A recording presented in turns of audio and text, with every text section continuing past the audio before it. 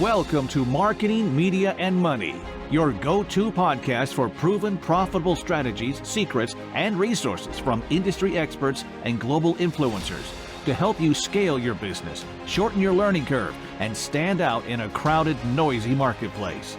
Here's your host, award-winning marketing and media strategist and international speaker, Patty Farmer. Hello, everyone, and welcome to this week's episode of the Marketing, Media, and Money podcast. I'm so excited today because we're going to be talking about time, freedom, framework, all those really great words that I think really lead us to have a little bit more of a successful business. So I want to tell you, but could you imagine freeing up 10 extra hours every week? Like 10 extra hours every week without sacrificing your time, your health, or your relationships. And if that's not enough, scaling your business without the burnout while staying aligned with your purpose and enjoying the journey. Well, that's what we're going to be talking about today. And I am really excited to have a very good friend of mine. I've known him for several years now. And I have to tell you, we're always showing up in the same conferences, and our conversations have always been deep and delightful. And I'm excited to share him with you today. So let me tell you a little bit about him. So Constantin Morun is a seasoned business coach and a certified neuroencoding specialist with over 20 years of experience in leadership and personal development, specializing in helping busy 6- and 7-figure CEOs, founders, and executives to achieve freedom of time. Constantin developed the CPR Success System, a unique framework that integrates psychology, neuroscience, mindfulness, and high-performance coaching. And his mission is to inspire and empower change makers to reclaim their time, enhance productivity, and increase sales, all while reducing stress and finding joy in their personal and professional lives. His mission is to bring together 1 million heart-led leaders that shine their light and make the world a better place. And I just love that so much. What a great mission. Thank you so much for being here with me today, Constantin. Adi, thank you so much. Always a pleasure to chat with you. And I'm so happy to be recording something that we get to share with so many beautiful souls. I love that too. I have to tell you, I love that you had the word joy in there. You know, my mission really is to help everyone to only do the things that bring them joy and feed their soul, right? You know, so that totally aligns with my mission. But I want to just go ahead and jump right in. And for those who really heard me, we talked in your bio, and what we were going to be talking about today is really about freedom of time. And I have to tell you, I think time freedom and money freedom are probably the top two things that people are looking for, specifically small business owners and entrepreneurs. And I think that if you can have freedom of time, it's probably the easiest way to get you to money freedom as well. So you have created this concept of freedom of time. How does it differ from traditional time management approaches?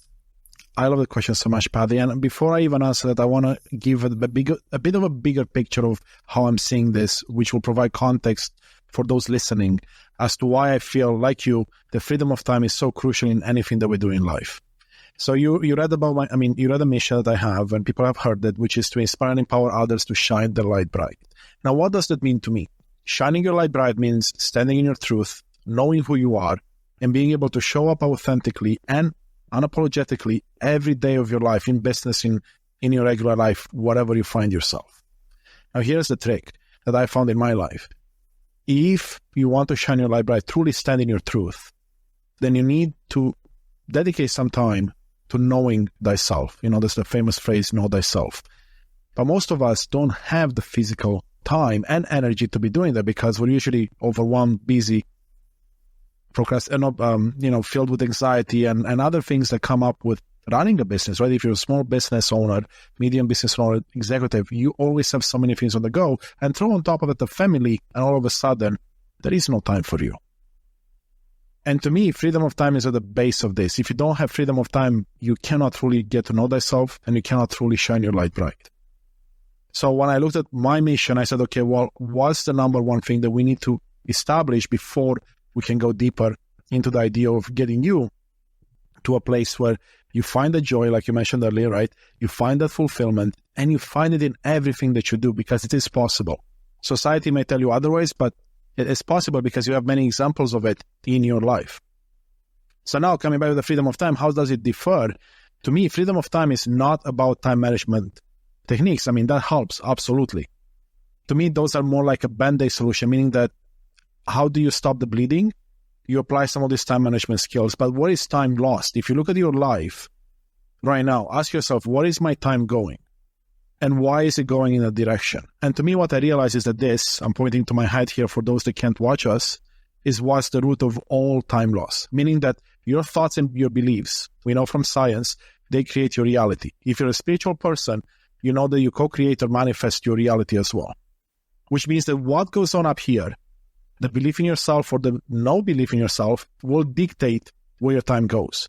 So a simple example I can give you, Paddy, here, we all write emails. We all write messages. Ask yourself this if you're listening right now.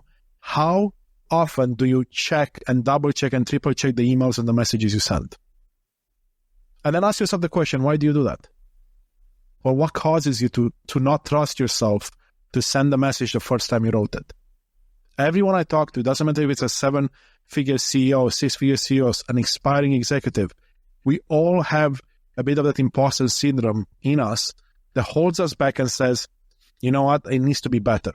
You know what, I don't think this sounds correct. You know what if I send this and this client is not going to continue with me? And that's how time begins to get lost without you even realizing, because an email that should take you 30 seconds to write and send will take you now 5, 10, 15 minutes. And then you'll send it as you're going to ruminate on it sometimes. It's like, oh my God, did I say the right thing?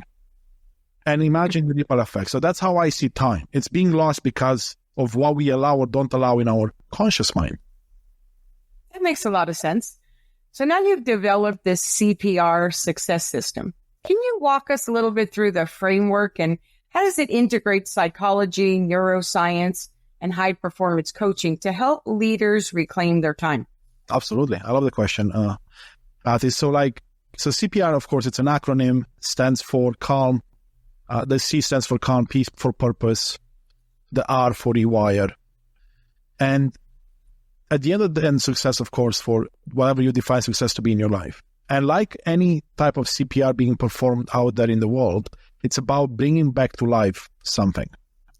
And the way I see it is this system, the way I designed it, and when I work with people, it's a framework, meaning that you make it to be your own. It's a framework that's bringing you back to life, meaning to your truth, to that place of shining your light bright. So it's how do we bring more calm into your life, allow you to understand and align more with your own values and passions, which leads to your purpose. And it's about rewiring those programs in our head, right? Rewiring the brain to allow you to execute on the newfound passions and purpose and whatever direction of life it is. Because we know from neuroscience, and you ask me how does it combine, in neuroscience, through neuroplasticity, they have shown now that we can rewire our brain pathways. In the past, they thought that once you reached a certain age, like 18 years old, your beliefs, the way you saw the world, your thought patterns were locked in.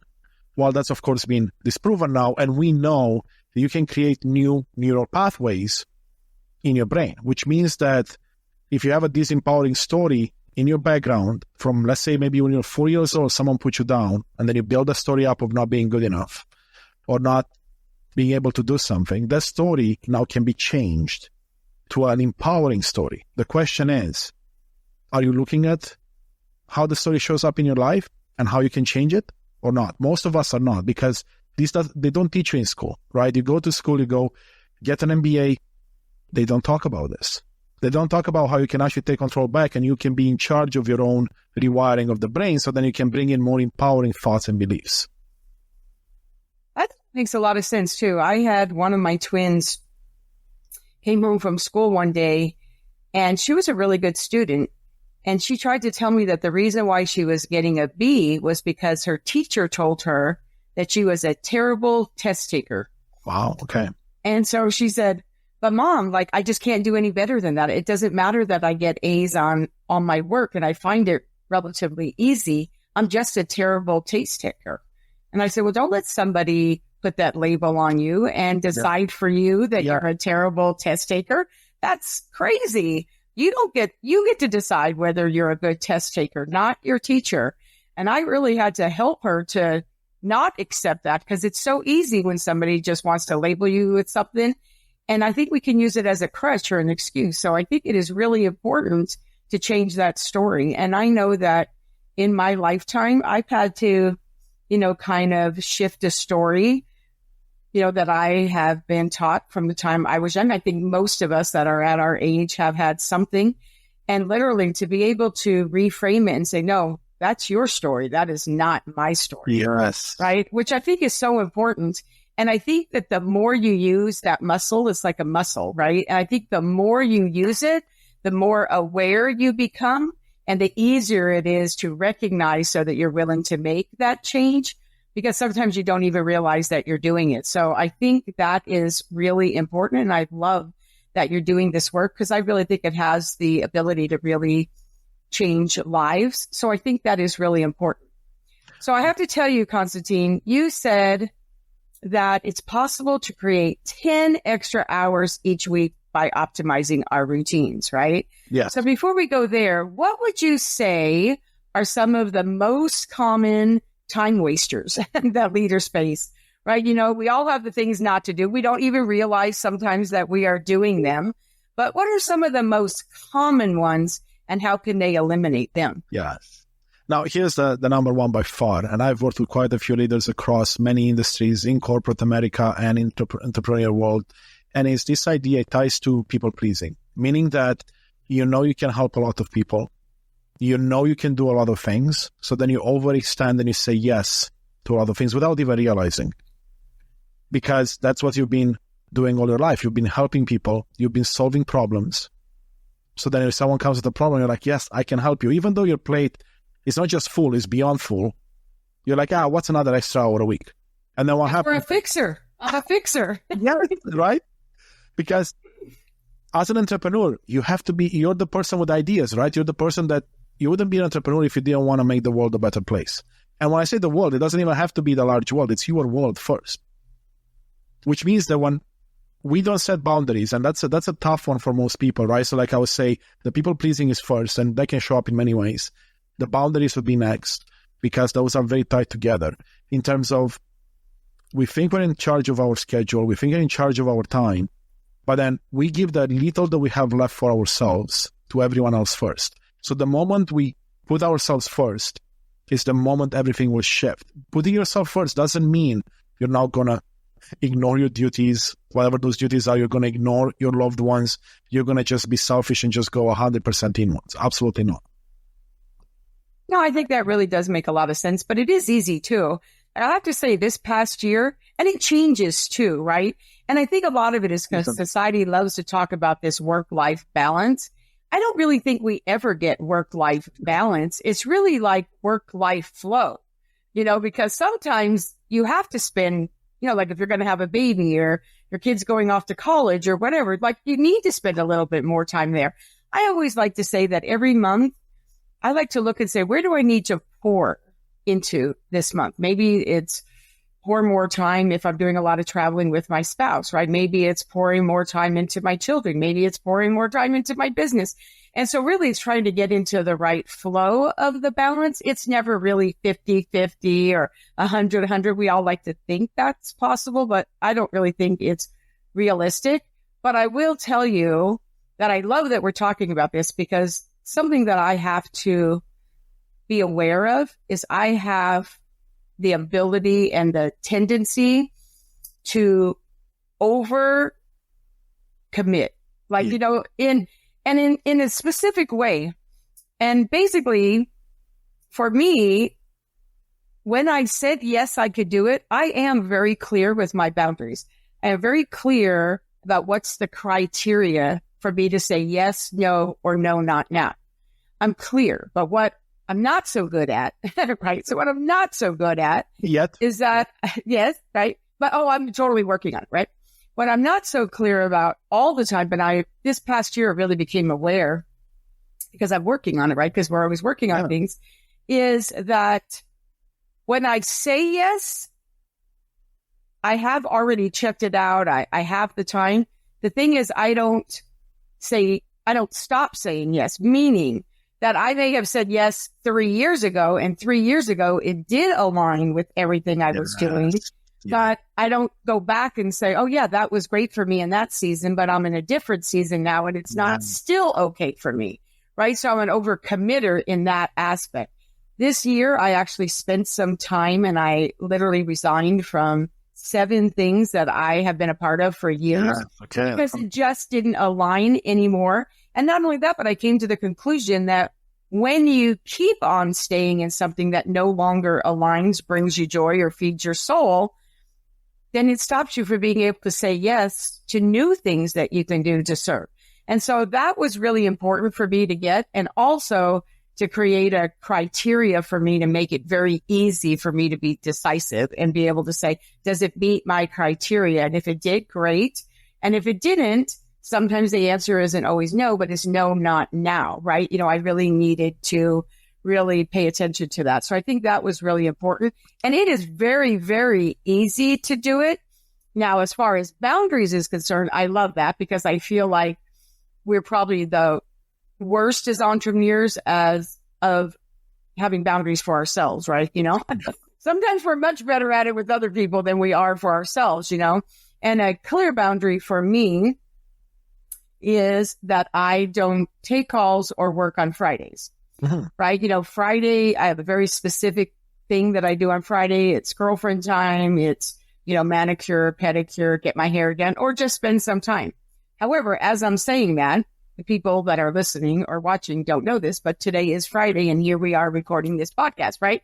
So there's exceptions to every rule that we may say, and there's a reason why, and there's a reason why we are here today too, though. So I do feel like it is something that it is easy, and it's not like you get there and then when you get there, like, okay, it's good, I got it. It's something we have to continually work on. And so I think it is really important. So with that said, what are 1 or 2 techniques per se that you could recommend that would enhance that productivity and performance without falling into the trap of burnout, especially when you're a high-performing leader? Absolutely. And before I even answer that, that's a beautiful question, but I want to, acknowledge everything you just said as well. That was so beautiful, and the example of what you're seeing in your life.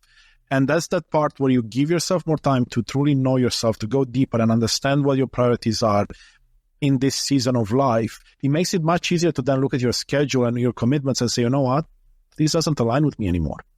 And the example you gave is so prevalent as well within all of the entrepreneurs that I've had a chance to work with, because like you said, it's like you don't second guess yourself. It's like, it's been a year. It's like, oh, wait, is it still, first of all, am I still adding value? And second of all, it's like, is it adding value to my life? Because it could be one directional and then it's fine for a while. But what I found is that what I'm always striving for is harmony, not balance. And I love that you said that you don't like the word balance either, because harmony means that it's going to be a yin and yang, right? It's going to flow. Sometimes, like you said, I'm going to have more commitments in my family. So, that dial is going to move up to 70% family, 30% business. Some other seasons is going to be the other way around.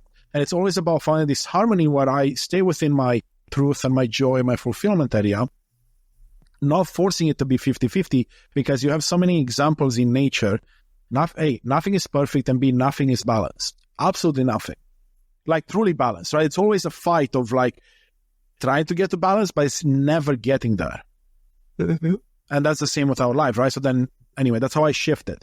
So now coming back to like what one can do, right? One of the things I used to do a lot in corporate America was I was a project manager and an organizational change manager, meaning that I would work with large organizations in implementing massive changes within the way that they run business, maybe introducing a new technology or the way they run business in a certain way. And we know that whenever a change is introduced, it's always about the people. Now, the people in this case is you, because you only have control over yourself. So if you look at that and say, okay, well, what's the first step in executing any change? The first step is always becoming aware of the problem to begin with and how the problem manifests, the data behind it, all of that. So the first thing I do with clients, hands down, it's like if they don't have this yet, we jump into it. It's like, let's do an inventory of where your time is being spent. You can do it looking backwards at the last 2 to 4 weeks, or you can look at it moving forward. So from today, let's track your time over, business, family life, your self-time, your sleep. There's like 7 or 8 things that I usually help track with. But again, you make it your own, because the idea is once you know where your time is being spent, I'll ask you the next question. Which categories do you think you can free up time in or create time in? Those 10 hours that we talked about. And most people may not even have an answer. But it's going to be very obvious. I spent 75 hours in my business bucket. That may include commuting. That may include meetings outside of regular hours. They may include emailing or being on social media outside of hours. Right? It will give you a clear picture. And once you get that, then it's easier to start implementing some time hacks. And I call these Band-Aid solutions, because truly they are. Because if you create more time and you don't address the root cause, then you're just going to spend the time on something else that's not going to help you in the long run. Right? How many times, I ask you this and anyone in the audience, how many times have you had a meeting get canceled and you're like, now I have more time to complete A, B, and C, and then maybe you end up getting stuck in emails, or you end up getting stuck browsing social media or anything else, right? So then all of a sudden, that time you just created disappeared just as easily. Now, I think that does happen. And I will admit that sometimes when somebody does cancel a meeting, you're like, you get that hour back. Usually, though, for me, I have to say that when that does happen, I always like to think that that is a gift, right, when it happens. And so I usually take that hour. And for me, that means doing something that is on my bucket of either personal or business development. And it usually means sitting on the couch with my puppies in my lap and reading. Beautiful. Yes. So that I actually get to love them, and that actually feeds my soul. And also I get to do that. I usually do not get, like I have seen people do, get on social media and say, I just had a meeting canceled, who wants to jump on a call? No, I never do that. So I do get what you're saying, though. I think that's what's really important, though, is when you make the changes, like when I decided this year, when I decided, as I said earlier, to resign from 7 things, when I came to that conclusion of those 7 things, the biggest question for me was, again, does this still bring me value to my life? Am I still able to contribute at the level that I like to contribute? But it really came down to, does it still bring me joy and feed my soul? So literally, I went down. Now, I have to tell you, I got 35 hours of my life back. Yes. By getting rid of those 7 things. 35, not 10, 35 hours. But you know what? That was only step 1. Step 2 for me, and that was, what was I going to do so I don't just fill up those 35 hours again? Exactly. And then the next thing was, what criteria am I going to put into place so I don't? Now, I have to tell you, I stepped out of 7 and I stepped into 1. So I replaced 7 with only 1, and that 1 had been sitting in my parking lot waiting for me to free up time for something I wanted to do. So I'm super excited about that thing, right? So I have to tell you, saying no and stepping away from things is joy almost in itself, right? It can bring you joy just being able to do that. So I think that's important. Now, before we move on, I just have to share, because I want to hear what you have to say about it. So there's one particular time a year that I do something that really, really works for me. And it's called November. And it happens every November. November for me is November. And I do an audit every single year of everything I do, not just my time things, every single thing I do. And for me, when I'm looking at that, I ask myself, does this still bring me joy? Does this feed my soul? It could be a program I'm having. Maybe I need to tweak, one of my offers, where I'm spending my time, where I'm traveling, whatever the case may be. Sometimes it's that I need to step out. Sometimes it's that I want to step up. And it's not that I want to say no and get out. Maybe it's that I want to be more involved, right? I want to be more involved. Maybe I want to step up and stuff. So it's either step out or step up. And so I have a criteria for that. And so what has always amazed me and this is why I love that you're on the show, is that I do that every single year. But guess what?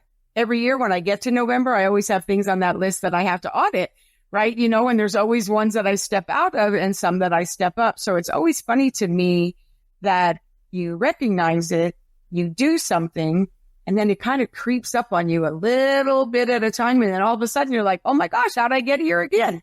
Right? And so I love that. So I really like hearing about what are some techniques that would stop us from doing that, because I think it's really easy to just do it again, which I think is because you did the Band-Aid and not the root, right?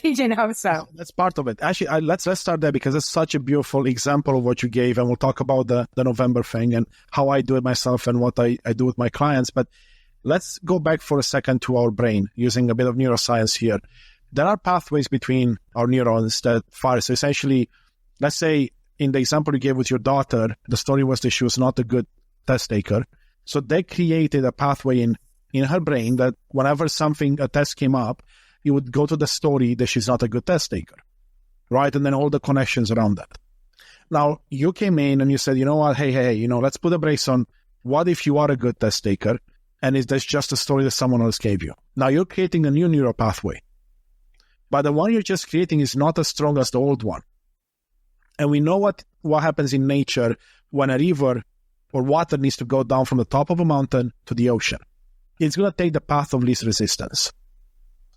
And that's what happens in our brains as well. That's why how many times do you remember wanting to make a change, you start making the change, you're happy with what's happening, and all of a sudden something else comes in your life that maybe it's a storm, maybe it's something else that you focus on, and all of a sudden all the progress you made is now undone. Because what's happening is you're creating a new pathway, you are keeping your focus on it, but something else distracted you. So now that focus is gone, which means it's done unconsciously, not consciously, and now the path of least resistance is taken. Another way you can look at this is if in the old days they used to have the horses pulling the carts, and they had dirt roads. So what would happen is the first person that would go in, the grooves would be set in the ground, right? It may not follow the proper path, but any other cart coming through would have a hard time not following the same pathway because the grooves are so deep. Same thing happens in our brain. So two things here, right? That means that, okay, so if you take your focus off of it, you have a chance of going back to the previous one, especially if it was a strong one.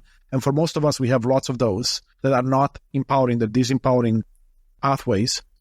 And then, or you can train yourself in such a way where you can create this new pathway, and then as soon as you notice that you're deviating, you bring yourself back.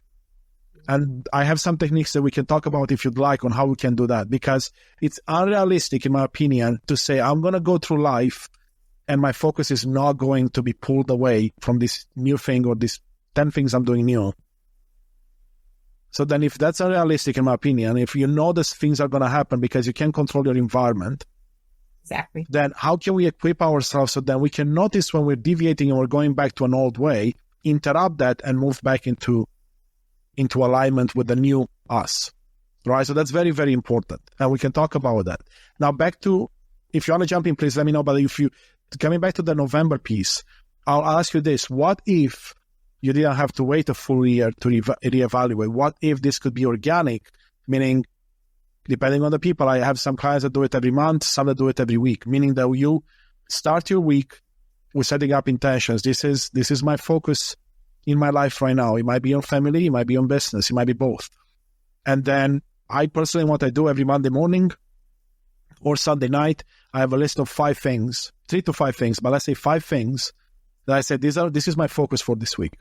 This past week, for example, one of my focus was I created my first paid course. I have a couple of free courses. So my focus was to finalize that. Then it was to finalize another program. Then it was to focus on finalizing my first retreat that I'm hosting in November. So those are my first 3 things. The fourth one, which is always there, the order doesn't matter, was to ensure that I have at least 2 hours a day to myself. That could mean walking my dogs in nature, meditation, reflection, shamanic journeying, whatever that is for you, that's what you put in there. And then the fifth one is something to do with my personal life. Ensure I have enough time with my partner, enough time with my friends if I want to. And then I look at my schedule and say, I have these 5 priorities. how many of the meetings I have and blocks I have support my 5 priorities and how much is outside of it. And for me, if I have less than 80% for those 5 things, that means I'm not aligned fully with what I am right now in this season of life. So then I cancel meetings, I move them, I reach out to people and say, hey, I know I committed to this, like recording a podcast episode. I committed to this a few months ago when I thought my schedule would be different. We need to adjust this. And I tell you what, Patty, when you stand in your truth and you don't even have to explain too much, just say, hey, this is what's happening. Nobody is arguing with me. Nobody is creating any drama because they're like, oh, okay, thank you for letting me know. Sure, we'll do it next week or next month. Whatever it is. Where I could see where that would really work. Now, some of those things seem a little bit easier than others. And I totally understand what you're saying because so my schedule is very clear now. I have created a schedule that has worked for me for a long time. Mondays, it's no Zoom calls, no calls. Like that's a no makeup day, right? No Zoom calls, whatever, because I work on my own business and I start every Monday morning looking at those things just like you did. I have a very clear thing. What I also do though, is since I also don't do it on Fridays I end every single Friday looking at what my schedule is going to be like the next week and how did it work this week and what changes do I need to make. Now, I have to say, I don't say I would go back and cancel anything I already committed to for somebody. I kind of feel like that's sort of my problem, not theirs. But it would make me make changes in my schedule. Like I know for me, one of the biggest changes that I made many years ago, but has really worked for me. So I only do clients on Tuesday, Wednesdays, and Thursdays. So I'm super clear. But one of the things that has really worked for me is also in when are the best times for me to be doing certain things. Now, I'm a morning person. Not everybody is, but I am a morning person and I get up at 5 o'clock every day. I love the morning and I have things that I do, but I'm at my desk at 6 a.m. After I have done my workout and I've meditated and I've done some reading, I'm at my desk at 6 a.m. Now, I have to say that isn't for everybody, whether your 6 a.m. is 8 a.m. or whatever it is. For me, it is. But what I know to be true for me is that those first 4 hours, I am the most alert, the most creative. I am on it. And because of that, those 4 hours, I only work on revenue generating activities. That's it. In the afternoon, when, 2 or 3 o'clock comes and you've been working since 6 a.m., you're a little bit not quite as, that's not when I want to be helping you to make $1 million, right? So that's when I do relationship building activities because that energizes me, right? It doesn't take as much of my brain trying to figure out how I'm going to make somebody money and those type of things, but it brings me joy.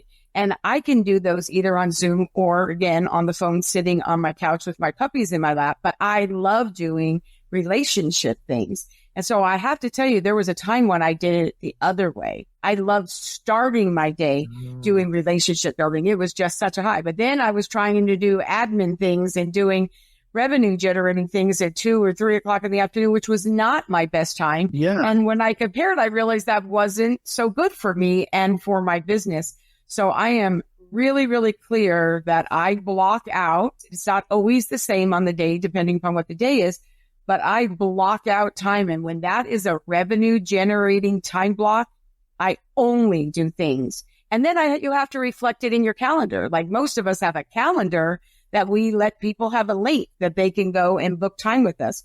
I have all those times separate on my calendar so that when, like, for example, one of the changes that I've made is if I know someone, like, you and I have gotten to know each other, after we've gotten on a call a few times and we're getting to know each other, we're building our relationship. Do we need to be on Zoom every one of those times? Right? To me, once we've been on Zoom 2 or 3 times, if we're continuing the conversation, we can move to the phone so that we can be more comfortable, right? All of my, my accountability partners, I have 3 women who are my accountability partners. And this may sound funny to some, but our time that we are accountable to each other is while we're doing hair and makeup. Literally, we have a time set that we're out of the shower and now we're in there. We put the phone on, speaker. And while we're doing our hair and our makeup, we do accountability to each other. I don't need to be taking notes. I don't need to be doing these things. Now, I do record those things for me so that I know, but I have just found that works for me. So I feel like part of that is really finding out when is your time? When are you the most creative, right? And blocking your time accordingly. So since you're an expert on this, what do you think about that? Because I feel like it has really worked for me. It kind of works for my clients too, but I am not a neuroscience expertise, right? That is not my area of expertise. It just makes sense from a marketing, a media, and a money, which of course, this is what the podcast is called, What I Do, Marketing, Media, and Money. Yep. From those 3 points, it makes sense to me to do it that way. But now you can either tell me like how brilliant I am, or you can suggest a change. Well, that's for sure. You are brilliant. I mean, I love that. And that's something that, of course, many people are hearing about it right now, and then it's something they can implement in their life. And from a neuroscience point of view, right, there's a lot of research going into when people work best. And what they have found is that pretty much it's all over the map, meaning that you are a unique person. What works for you is not necessarily going to work for me, and vice versa. And here's the beauty of what you said as well, is that regardless of what path you take in life, it's about finding your own answers. Regardless of who you hire, like if you hire someone like me or a different coach, if they don't empower you to find your own answers and they force their answers upon you, then it's not the right partnership, because nobody knows you the way you do. And I can help you find your answers. Patty, you can help them find their answers around their marketing and everything else. And what you have discovered, like you mentioned this a few times in different ways, it's all about becoming aware about who you are. That's a know thyself market, right? So once you freed up a bunch of time in your life, you've gone through the process of knowing yourself so well that now you can come back and say, well, I'm going to free up more time because I know how to do it. Mm-hmm. And you can address both the Band-Aid solution really quick and the root causes, right? And it's a journey, meaning that there's always more to it. Right, the more you want, it's kind of like an onion, right? The more you take a layer off, the more layers are below it. And that's the beauty in this, because we start with those 10 hours, and coming back to that for a second, it's like what you did is you freed up some time, and then you use some of the time to put back in yourself, which allowed them to find more root causes and deal with them, which freed up even more time. So all of a sudden you got to the 35 hours plus.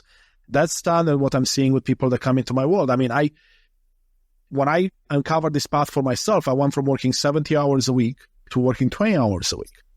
And being, right? That was like, a couple of years ago. And I was like, that's interesting. But I never thought it would be something I can share with others. It's like, that worked for me. And that's the idea, is like, how can you go? And I have a client I was working with last week on a specific thing. We did an inventory again after 2.5 months together. And he went from on average 75 hours a week to now about 57. So, okay, that's in 2 months. What can you do in 2 months? What if you could get 15 hours back or 20 hours back in your schedule? Now, he freed up all the time. Guess where the time is going? 80% of it is going back into himself. Yay, that's good. Right? Meaning meditation, meaning journaling, meaning reading, spending quality time with people that he loves, and investing it back in knowing who he is. Because the more clear you get on who you are, the more clear it becomes if a meeting should be a meeting, or if it can be an email, or if it should be anything in the first place, because you can say, yeah, that's not my project. Well, that's why there's so many memes made about that, right? How many times have you seen a meme on social that said, well, there's another meeting that could have been an email, right? And we all laugh. You know why we laugh? Because we resonate with it, because we know that it is so true, right? And I think... Why do you think it's true? Like, what's making us jump on a meeting that we know should be an email, or even like just a quick text message? What do you think causes us to do that? Well, I have to tell you, I really have cut down, and my team too, we really have cut down. Now, I know people do a lot of different things, and there's a lot of tools out there. I personally love Voxer. I actually use it in my coaching as well, right? I love Voxer because if you have Voxer Pro, you can do it 2 ways, right? It can broadcast out and allow responses. Great way to get information that you want to send out very, very quickly. It's also a good way to get responses that you don't have to answer right now, right?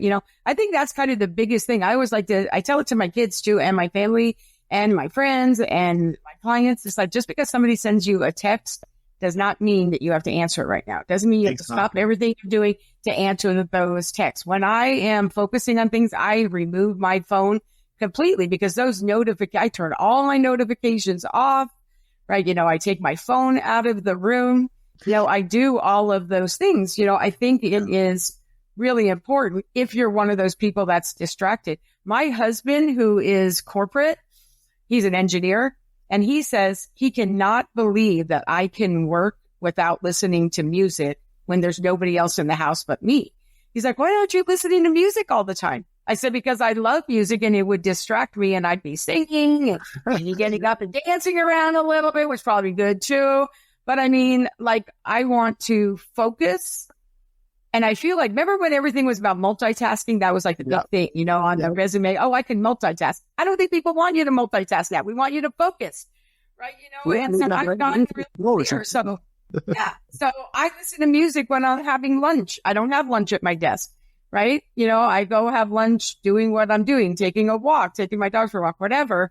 But I think that this is really about knowing thyself. I never really put those words to it, but I love that you're doing it because I think it is really so true.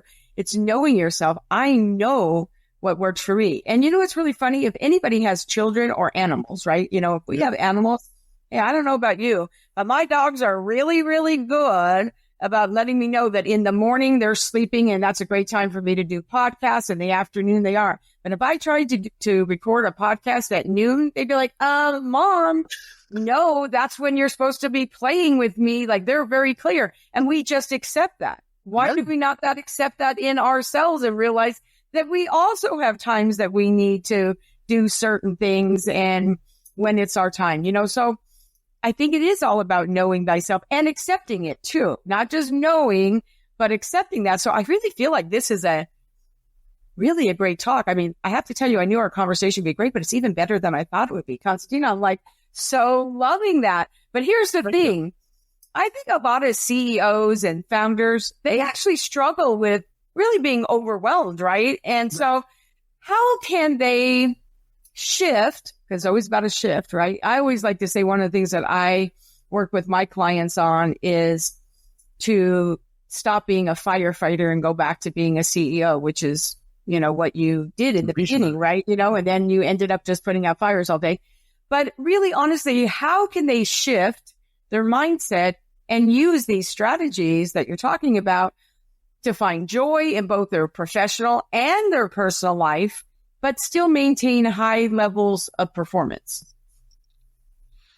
I love the question, Patty. And I have to agree. I'm loving the conversation. We're sharing so much wisdom here. And I would say the biggest message so far is that everyone is unique and it's about finding your own answers. But if you don't give yourself time to do so, you're not going to find them. You may know some, you may stumble upon some, but to truly find them, you need a bit of time for that. And before you answer though, I want to say one more thing because I think it's going to lead into that. We talked earlier about awareness. Yes. And awareness is really beautiful. But here's the thing. I think once we become aware that we want to make changes, one of the things about knowing thyself is knowing, can you fix it yourself or do you need help? You know what I mean? I think that's really, really important. It's when I decided that I was going to start exercising, but I actually knew that I wouldn't get to the gym. I know myself, right? Know thyself. I knew I wouldn't go. Or I might start going, but I wouldn't continue. And I knew it. So I had to ask myself, well, what should I do? And so I hired a mobile trainer to come to my house because I knew I wasn't going to hide behind the chair and not answer the door, right? You know what I mean? So it was what could I do? So I really feel like when you become aware, sometimes it is something that being aware you can do it, but sometimes this is when you need to hire somebody and let somebody else help you because it's so easy to get attached to our own stuff. So know yourself is good and know yourself well enough when you can't do it by yourself and ask for help. Because I think that's important. You know what? I love that you went there because I would like to provide a different perspective, perhaps. It's not even for me. It's not even if you need to know, can I do it or do I need help? To me, it's multiple layers. Meaning the first layer is realizing that you actually can do anything you want in life. You're the creator of your own life. And if you're listening to this, you're a successful person in many areas of your life. The question is then, if I want to create this, like in your case, you want to create a better physical body, work out, do more of those things. Then the question comes, okay, if I use what I've always done, I know it's not going to work out, meaning I need to get myself to the gym, do all these things. So you're making an active choice and say, you know what, I'm choosing differently this time. And now you can see universe, God, whatever you believe in is going to give you the spark of inspiration. It's like, oh, what if I delegate this? What if I now hire someone that comes to me? And all of a sudden you went from the idea that, yes, I can create this reality. I'm giving myself permission to do it. I'm choosing differently. And now the opportunities on how I get to do this show up. For some people, it might be that they'll build a gym in their house. And then they have one of their accountability people call them up so to make sure that they do it every day at 12 o'clock. In your case, you get someone to come down. In someone else's case, it might be that they find a gym that's 5-minute walk. So then they incorporate walking and going to the gym. So all of a sudden, it's like, coming back to answer your question as well, it's like the moment you realize that you are 100% responsible for your life and no one else, no matter your circumstances, is the moment you get the power back and everything starts to unfold. Now, what happens next is beautiful because you get that idea, ooh, okay, I can do anything. But it's also going to become a bit scary and you can fall into the judgment, blame, shame, guilt game. We're like, oh, wow, so why did I waste so much time or waste so much of my life doing this when I could have done this? So it's about realizing, and like you said, acknowledging, but also accepting what has been, and it brought you to where you are today. And I asked a question earlier that we didn't dive into yet, but the question was, what do you think causes us to waste the time, to jump on a meeting that we know we shouldn't be on? And the answer is, the way I see it, is fear. So I jump on a meeting that I know should be an email because of fear of missing out, fear of failure, fear of rejection, fear of abandonment. They could show up in many ways. So an example could be, I'm going to do this podcast with Patty. If it was led by fear and not by love, I'll be like, ooh, if I don't do this podcast with Patty, this is my only chance. I'm going to miss out on talking to her and being on her successful show and getting my voice out into the world through that. So then what's guiding all my actions is fear, which means that I'm going to show up very differently. But what if I'm showing up to this and saying I'm coming from a place of love and saying, okay, you know what? I'm just standing in my truth. I'm going to shine my light. I'm going to spend a beautiful time with my friend Patty, and we're going to have a conversation. What happens, how it happens, it's not for me to worry about. Like what the outcome of it is, how it's going to show up. Like you said, like we didn't have expectations around these conversations. We can't be married to the outcome. All you can do is the actions. You can't be married to the outcome, which I think is also like when you're talking to potential clients too. You can present the solution, you can have a conversation with them, but you have to show up in a way that you're going to show up and you're going to offer them the invitation or the solution. They may or may not take it and you can't be married to it. It's also like when people want to pick your brain or can I run something by you or whatever. You know, it's like if I have the time, it's like, great, but I'm not married to whether they take it or not, right? You know, they ask me for my opinion or my help or the answer to a question based on my expertise. I give it to them. I don't get mad if they don't do it, right? I'm not married to that, right? You know, beautiful. And that's not always the case because I know myself in the past, I didn't used to, I would get mad if, you know, I'm like, why are you asking me for advice if you're not going to take it? Because here's what happened. Like I said, you get married to the outcome, meaning that in my mind, the only way for them to actually acknowledge and accept my help is to do exactly what I told them, which is such a big illusion. Well, instead, it's like now, like you said, it's such a beautiful example because you're just sharing, you're giving, you're coming from your heart, you're standing in your light, and then that alone is going to make a huge difference. They may not do it exactly like you said. They may not even do it right away, but the seed was planted. Or it all.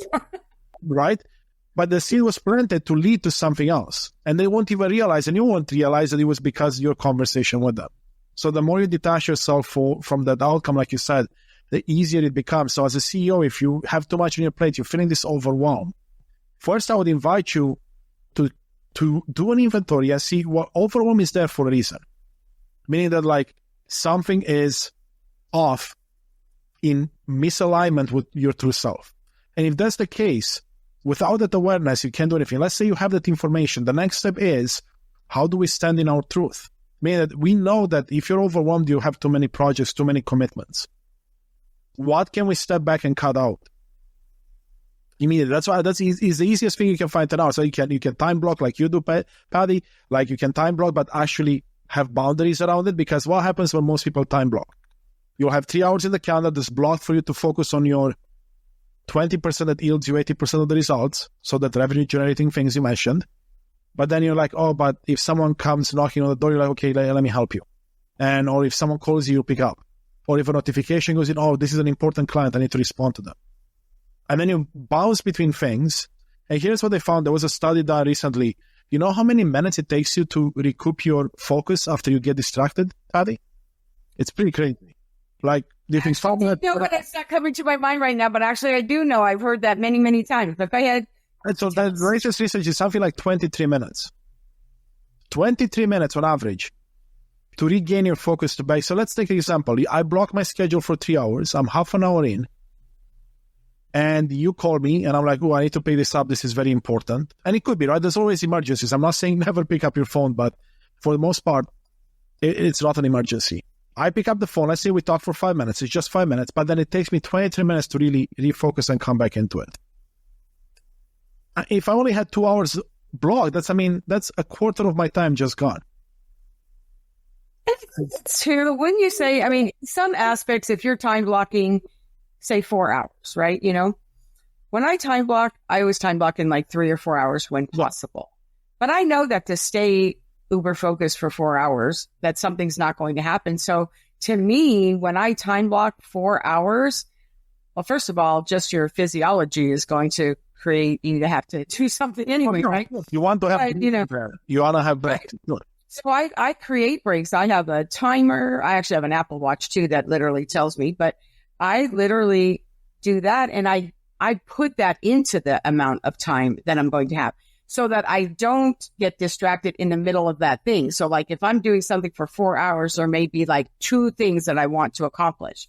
So there's a break in between those 2 things or at a certain part, because I do know that it's hard to get back up and get focused again. So I choose where my breaks are going to be when I set up the time block.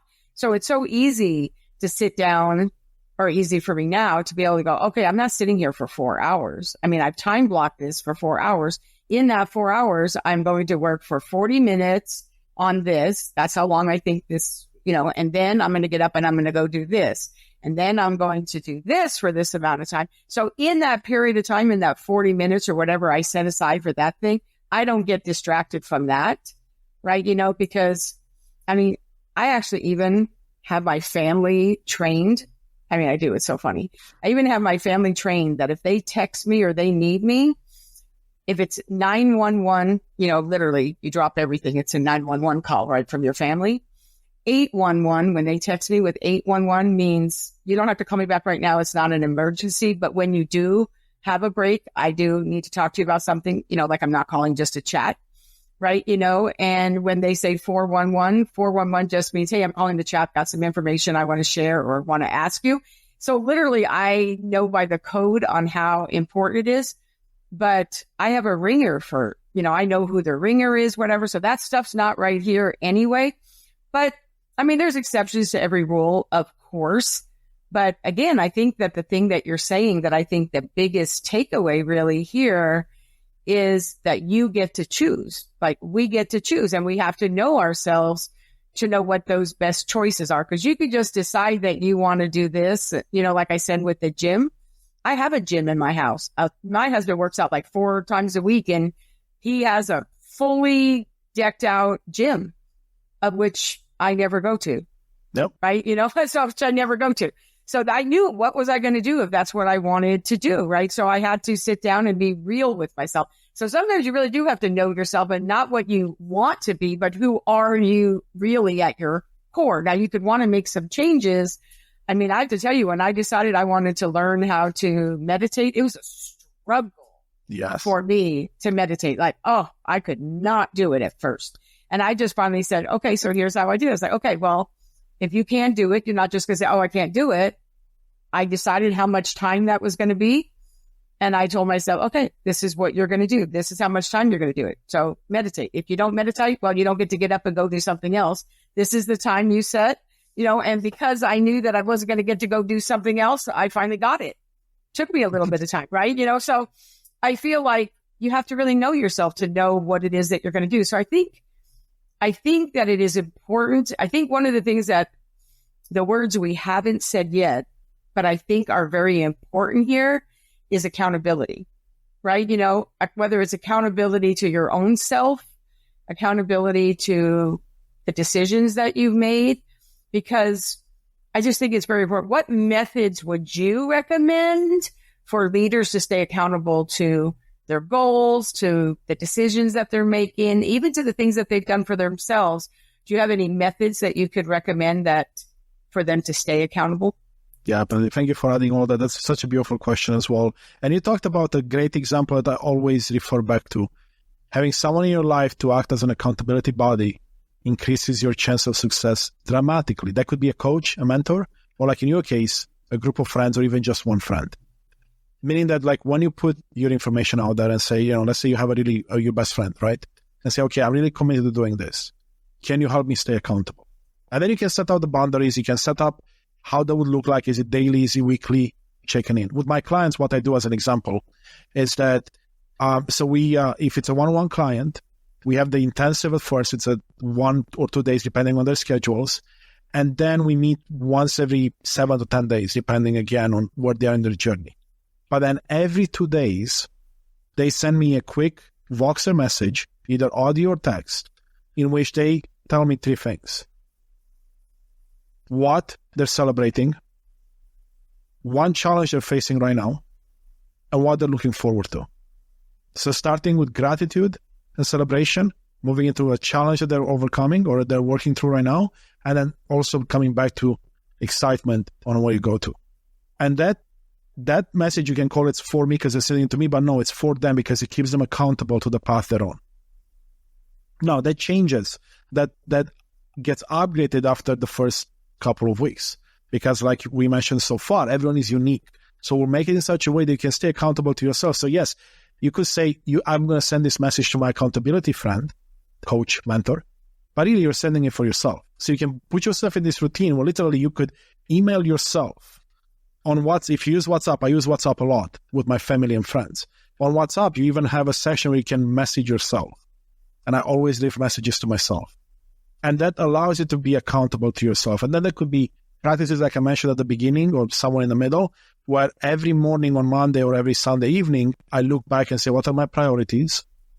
How am I actually aligned with these priorities in the week ahead or the month ahead? And that keeps me accountable to all, A, stand in my truth and know my priorities, and B, actually follow through with that. I love that. And I think it is really important. Now, I have to tell you, Constantin, one of the things that I'm really excited about for you is this vision that you have set for yourself to bring together 1 million heart-led leaders. What do you hope to achieve with this initiative, and how do you see it impacting the business world?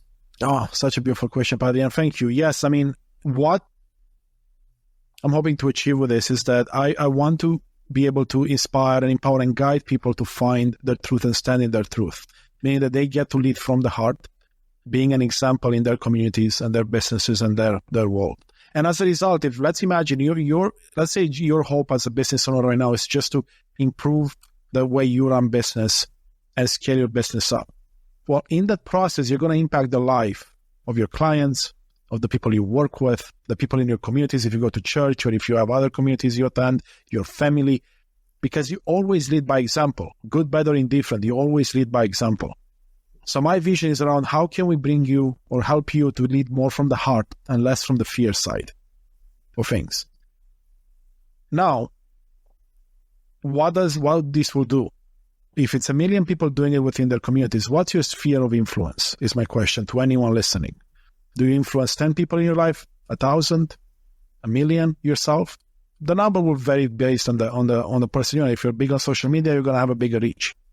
But even those that don't have a huge reach, you still influence through your presence, through what you do, hundreds of people every year. So if you have 1 million people standing truly in their truth, in their light, and leading from the heart, and let's say each of us are to influence 1,000 people, that's 1 billion people already. Mm-hmm. That's a big number. That's a big number, and more than probably one person could do by themselves, but we don't have to do it by ourselves, right? That is what I think is so exciting. I think that, I think that a lot of times when people are starting out in their business, right, and they're kind of still in the hustle, so to speak, they're still trying to do everything themselves. I feel like you can exponentially grow your business the moment you stop doing it by yourself, right? I think it is just so important, and there's so many different ways to do it, right? There's just so many different ways to do it. So I think it is so important. And I have to tell you, I so love that mission and that vision and stuff, and I can see it, right? And, being friends like we are, I want to be a part of it as well. But I think it is really good. So I have to tell you, I have so enjoyed this conversation. I mean, so much so. And I know that you actually came bearing gifts, and you have a video training that you're going to give them and stuff. So for those of you that, whether you're listening or watching, you can just look below and you will see the button that you can click on to get it. So no problem there.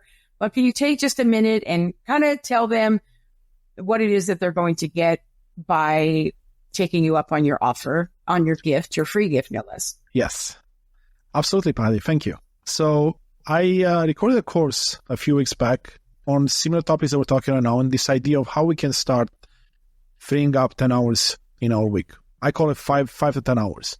And it breaks down essentially what we had talked about, going down from shining your light bright to knowing thyself to then creating this freedom of time. And that's how it starts. And it's cyclical, because the more free time you create, the more you get to know yourself better, the more you get to shine your light bright. The more you shine your light bright, the more you want to stand in your truth, and you create more time, right? So it's a beautiful momentum building exercise. And as you go through the course, you will get to a point where I will go deep into this inventory, because almost like 99% of people I get to talk to, it doesn't matter if they work with me or not, almost no one has done an inventory of truly where their time is going. So I walk you through on how to do that, the categories that are important to me and what I recommend. And you can, of course, I empower you to find your own categories and go deep. And then I introduce some band-aid solutions, and that leads into other conversations. But really, it's about how to begin this journey of gaining freedom of time. I also call it, I believe the course, I have to remember the full name, but it's like freedom to shine. That's really what it is. It's like freedom to shine. And then to be able to get the freedom to shine, you need to first discover some freedom of time and energy. I love that. And I think it is really, really important too. So thank you so much for being so generous and sharing. I really appreciate that. And so for my audience, thank you so much for being here every week and sharing this journey with me. I appreciate you being here so much. And if you enjoyed today's episode, and I'm sure you did, please like, subscribe, and review the podcast on your favorite listening platform. And make sure that you check out our sister publication, the Marketing Media Money magazine, which you can get a free copy by going to m3digitalmag.com. Again, that's m3digitalmag.com. Again, look below. Constantin shared so much wonderful stuff. All of his links will be below. His gift will be below. Please reach out to him. I'm going to tell you, I enjoy having him in my life. I think you'll enjoy having him in yours. Thank you so much again, Constantin, for being here today. Thank you. Thank you, everybody. We'll see you again next week. Thank you for joining us today on the Marketing, Media, and Money podcast. To shorten your learning curve even more, make sure to grab your free copy of the Marketing, Media, and Money magazine at m3magazine.com. That's M3magazine.com.